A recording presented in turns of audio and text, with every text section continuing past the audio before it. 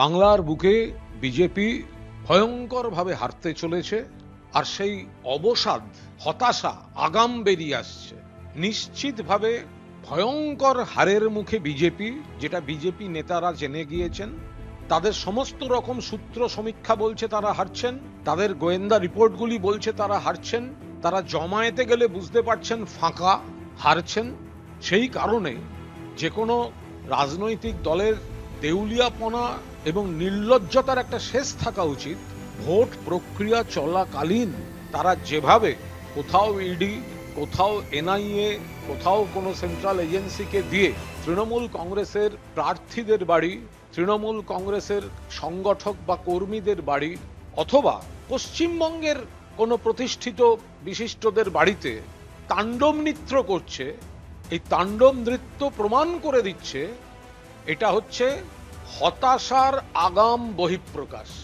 এটা সম্পূর্ণভাবে পরাজয় বুঝে আগাম প্রতিহিংসা, হারতে তো চলেছি সেই রাগটা দেখানো, রাগের বহিঃপ্রকাশ, হতাশার বহিঃপ্রকাশ, অবসাদের বহিঃপ্রকাশ।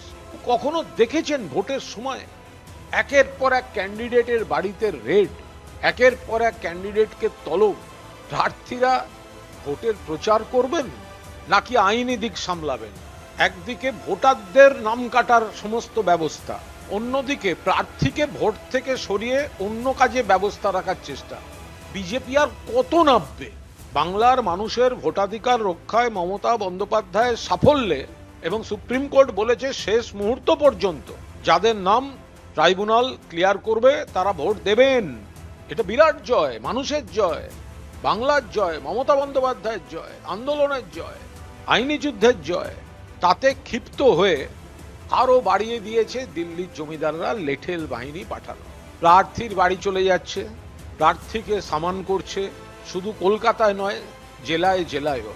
মাননীয় মুখ্যমন্ত্রীকে কুৎসিত ভাষায় আক্রমণ যেমন চলছে বিজেপির সব পরিব্রাজক পরিযায়ী নেতাদের তরফ থেকে, তেমনি তাকে নানাভাবে উত্তক্ত করার একটা চেষ্টা চলছে। সেনাপতি অভিষেক বন্দ্যোপাধ্যায় এবং গোটা দল যত বেশি রেড, জবাবে তত বেশি আসন, যত বেশি তল্লাশি, বাংলার মানুষের তত বেশি জবাবি ভোট তৃণমূলের প্রতি।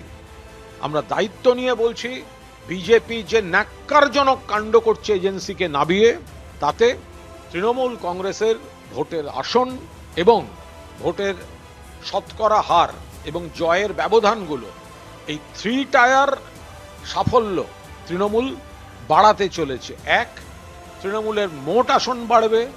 2, তৃণমূলের পার্সেন্টেজ অফ ভোট বাড়বে। 3, তৃণমূলের সিটগুলিতে জয়ের ব্যবধান বাড়বে।